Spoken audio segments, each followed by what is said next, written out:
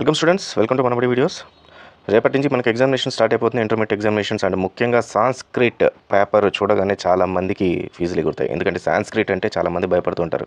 అయితే సాంస్క్రిట్ చాలా చాలా easy and most important. Sanskrit అనేది మీకు స్కోరింగ్ సబ్జెక్ట్. 99 100/100 కూడా ఇచ్చిన సందర్భాలు ఉన్నాయి. కాబట్టి సాంస్క్రిట్ని కొంచెం జాగ్రత్తగా అర్థం చేసుకోగలిగితే చాలా చాలా ఈజీ. మనకు దీంట్లో కొన్ని క్వశ్చన్స్ తెలుగులో కూడా రాయొచ్చు, ఇంగ్లీష్లో కూడా రాయొచ్చు. సో అవి ఏంటి, ఎలా రాయాలి, తర్వాత దేనికి ఎన్ని మార్కులు ఇస్తారు, సో వాటిని ఎలా రాయాల్సి ఉంటుంది, సో దాంట్లో చాయిస్ని ఎలా ఫిల్ చేయాలి, మొత్తం క్లియర్గా చెప్తాను. సో వీడియోని ఎక్కడ కూడా స్కిప్ చేయకండి. అలాగే ఫస్ట్ టైం వచ్చిన యూజర్స్ ఎవరైతే ఉన్నారో ఖచ్చితంగా మన దాన్ని సబ్స్క్రైబ్ చేసుకోండి. ఎందుకంటే మంచి ఇన్ఫర్మేషన్ ఇంటర్మీడియట్, ఆఫ్టర్ ఇంటర్మీడియట్ కానీ, బిఫోర్ ఇంటర్మీడియట్ కానీ, ఇంటర్మీడియట్ బిట్వీన్ కానీ అన్నీ మనం వస్తుంటాయి. ఎంసెట్ సంబంధించిన కూడా మంచి ఇన్ఫర్మేషన్ మన దగ్గర నుంచి వస్తుంది. కాబట్టి సబ్స్క్రైబ్ చేసుకోండి. పక్కన బెల్ ఐకాన్ ప్రెస్ చేసి ఆల్ అనే ఆప్షన్ గుర్తుపెట్టుకుంటే, ఆల్ అనే ఆప్షన్స్ క్లిక్ చేస్తేనే మన నోటిఫికేషన్ రూపంలో మీకు నా వీడియోస్ వస్తాయి. కాబట్టి ఎక్కడ వీడియోని అయితే మిస్ అవ్వరు. ఫైన్ స్టూడెంట్స్, ముందైతే సాంస్క్రిట్ పేపర్ చూద్దాం. ఇది ఫస్ట్ ఇయర్కి సంబంధించి నేను చెప్తున్నాను. సో ఫస్ట్ ఇయర్ చూడండి. సో సాంస్క్రిట్ మీకు 100కి 100 99 మార్క్స్ ఈజీగా తెచ్చుకోవచ్చు. సాంస్క్రిట్ చూడటానికి మనకు మొత్తం కొంచెం గందరగోళంగా ఉంటుంది. మొత్తం దేవంగరి స్క్రిప్ట్లో ఉంటుంది మనకు. కానీ అది హిందీకే ఆల్మోస్ట్ హిందీ లెటర్స్ అవి. దాని పక్కన మనకు ఏవైతే కొన్ని ఎక్స్ట్రా పెడతారో దానివల్ల సాంస్క్రిట్ లాగా అది మారుతుంది. ఆ శబ్దం సాంస్క్రిట్ లాగా వస్తుంది అనమాట. సో ఫైన్ స్టూడెంట్స్, ముందుగా అయితే చూడండి. So first, second, third questions ఏవైతే ఉంటాయో ఇవన్నీ కూడా బిగ్ మార్క్స్ క్వశ్చన్స్ మనకు. సో ఈ క్వశ్చన్స్కి మీకు 6 మార్క్స్ ఇచ్చేస్తారు మీకు. సో ఆల్మోస్ట్ సో దీంట్లో మీరు ఒక్కొక్క దాంట్లో ఒక్కొక్క క్వశ్చన్ రాస్తే సరిపోతుంది. సో దీన్ని మీరు తెలుగులో కానీ ఇంగ్లీష్లో కానీ రాస్తే సరిపోతుంది. First, second, third. సో ఈ 3 క్వశ్చన్స్ని తెలుగులో కానీ ఇంగ్లీష్లో కానీ రాస్తే మీకు ఆల్మోస్ట్ 6 మార్క్స్ అని పడిపోతుంది. 6+6+6 ఇక్కడ 18 మార్క్స్ వచ్చేస్తుంది. నెక్స్ట్ ఫోర్త్ ఏదైతే ఉందో ఈ ఫోర్త్ నుంచి మీకు ఫోర్త్ రోమన్ నుంచి మొత్తం ప్రోజ్ అండ్ పోయిటరీ నుంచి ఇవ్వడం జరుగుతుంది. దీంట్లో అంతా కూడా మీకు 4 క్వశ్చన్స్ రాయాల్సి ఉంటుంది. ఒక్కొక్కటి 2 మార్క్స్ ఉంటుంది. కానీ దీన్ని 4 లైన్స్ అయితే ఖచ్చితంగా అయితే మీరు రాయాల్సి ఉంటుంది. దెన్ మనము 5th క్వశ్చన్కి వెళ్దాం. 5th క్వశ్చన్కి వచ్చిన తర్వాత సందర్భ వాక్యాలు ఉంటాయి 5th క్వశ్చన్లో అండ్ 6th క్వశ్చన్లో. ఈ రెండింటి కూడా సందర్భ వాక్యాలు మీరు రాయాల్సి ఉంటుంది. 2 క్వశ్చన్స్ అవుట్ ఆఫ్ 4 రాయాలేసి గుర్తుపెట్టుకోండి. సందర్భ వాక్యాలు తర్వాత ఏవైతే మనకు నెక్స్ట్ వచ్చే గ్రామర్ పార్ట్ ఉందో దాంట్లో చాయిస్ని మీరు వదలకండి. చాయిస్ కూడా కంప్లీట్గా రాయండి.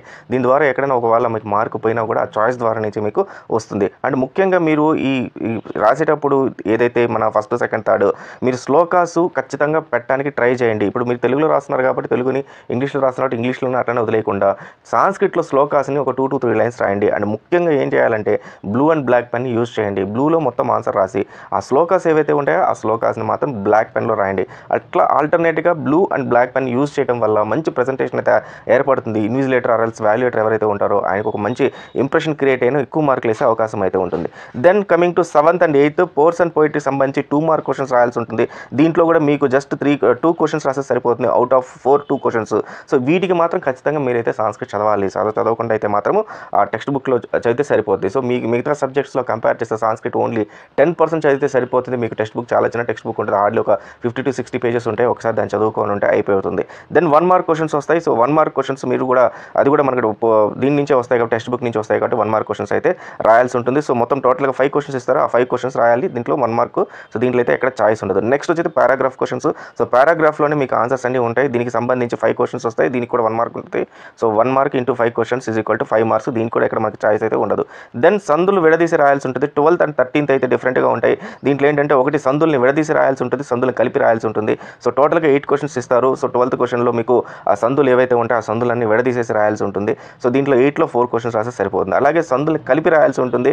విడదీసే సందులు ఆల్రెడీ వాళ్ళు ఇచ్చుంటారు కాబట్టి దాన్ని మీరు కలిపి రాయాల్సి ఉంటుంది. సో దీంట్లో 8 ఉంటాయి. దీనికి 4 క్వశ్చన్స్ రాస్తే సరిపోద్ది. తర్వాత వచనాలు రాయాల్సి ఉంటుంది. సో ఈ వచనాలు కూడా మీరు ఆల్మోస్ట్ 3 క్వశ్చన్స్ ఇస్తారు. దాంట్లో 2 రాస్తే సరిపోతుంది.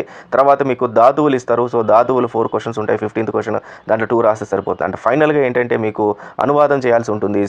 ఇంగ్లీష్ ఇస్తారు. ఇంగ్లీష్ నుంచి సాంస్క్రిట్కి అనువాదం చేయాల్సి ఉంటుంది. సో ఈ రకంగా క్వశ్చన్ పేపర్ ఉంటుంది. దీన్ని ఈజీగా ప్రజెంటేషన్ అయితే ఇచ్చుకోండి. సో మీకు మంచి స్కోరింగ్ అయితే వచ్చేస్తుంది సాంస్క్రిట్లో. సో ఈ రకంగా మీరు 99/100 100/100 అయితే ఈజీగా తెచ్చుకోవచ్చు. సో మీరు ఏదైతే ఇంగ్లీష్లో కానీ తెలుగులో కానీ మొదలు పెడితే చివరి వరకు అదే దీంట్లో రాయాల్సి ఉంటుంది.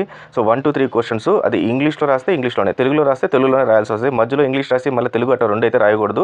అక్కడైతే మార్కులు అయితే పోతాయి అనమాట మీకు. అండ్ టోటల్గా అన్ని క్వశ్చన్స్ అన్నీ కూడా మీ ప్రజెంటేషన్ అనేది చాలా చాలా ఇంపార్టెంట్గా అయితే ఉంటుంది. స్ట్రైకింగ్స్ చేయటము లేదా తప్పులు రాసి దాన్ని దొద్దటము, దాన్ని కట్ చేయటము ఇలాంటివన్నీ చేయకండి.